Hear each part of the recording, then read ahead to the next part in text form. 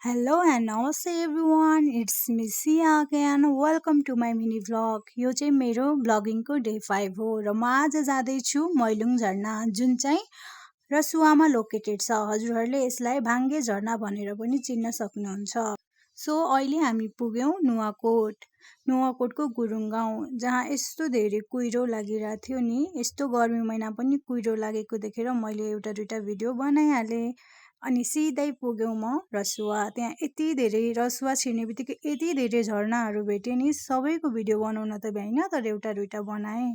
र त्यहाँ पुग्ने क्रममा पुगिसक्दा बाटो त यति सानो यस्तो थियो नि है, त्यही सोच्दै दिमागमा सर्पो र जुका तासे लाग्यो भन्ने थियो, तर त्यस्तो चाहिँ केही भएन है। उस्सु चाहिँ नमजाले लागेको थियो। उस्सु लागेको देखेर चाहिँ झरना खुलेको छैन कि भन्ने भइरहेको थियो, तर जे होस् लक्की थियौँ हामी, झरना चाहिँ खुलेको थियो रहेछ। मैले एउटा दुईटा फोटो खिचेँ। अनि यो भिडियो हेर्नु न, यो भिडियो पनि मैले खिचेँ, कति राम्रो आएको थियो। यस्तो राम्रो नेचुरल नै है, केही इफेक्ट केही लगाएको छैन, जस्ट यत्तिकै नेचुरल नै यति राम्रो देखिरहेको थियो नि। सानो झरना झरेको रहेछ माथिबाट, तर अब यसको हाइट धेरै भएर होला एकदम ठुलो देखिरहेको थियो। तलपट्टि पनि जान मिल्ने रहेछ, तर हामी चाहिँ माथि मात्र गएर फोटोसोटो खिच्यौँ, किनभने पानी परिरहेको थियो बेसरी है। अनि त्यो भिडियो खिचेर एकछिन फर्किने जेलसम्म त उस्सु लागेर डम्मै भइसकेको थियो।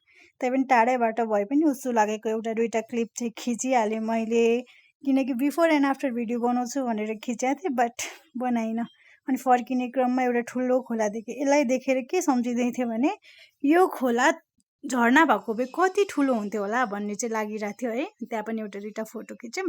अनि म लागेँ अघि बढ्ने क्रममा खोला यति ठुलो आएको रहेछ नि, यति ठुलो आएको रहेछ।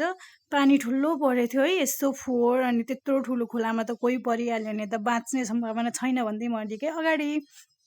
उहाँहरू हुनुहुन्छ मेरो फुपू एन्ड फुपाजु।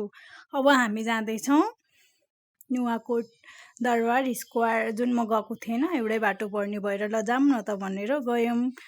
फर्किने भ्यू पनि यत्तिकै राम्रो थियो है त्यहाँ अनि हामी ठ्याक्कै पुग्न लाग्दाखेरि ठ्याक्कै डाँडामा नुवाकोट दरबार स्क्वायर देखिरहेको थियो। अनि मैले तलैबाट जुम गरेर एकचोटि हेरेँ कतिको जुमिङ हुन्छ मोबाइलले भनेर, तर देखिरहेको थियो है, राम्रै देखिरहेको थियो। अनि त्यसपछि हामी पुग्यौँ नुवाकोट दरबार स्क्वायर। दरबार स्क्वायर त मैले देखिनँ, किनकि रिनोभेट हुन लाग्यो, छोपेको रहेछ, त्यो चाहिँ मैले चिनिनँ। अनि कछुवाको फोटो खिचेँ। अनि त्यहाँ मन्दिर थियो रहेछ, मन्दिर दर्शन गरेँ। अनि त्यसपछि वल्लो पल्लो यतातिरको घरहरू लोकालिटीहरू यसो हेऱ्यौँ, घुम्यौँ है। झन्नै हामी झुक्किएर अर्काको घरमा चाहिँ छिरिएन, जे छिरिसकेको थियो तर छिरिएन।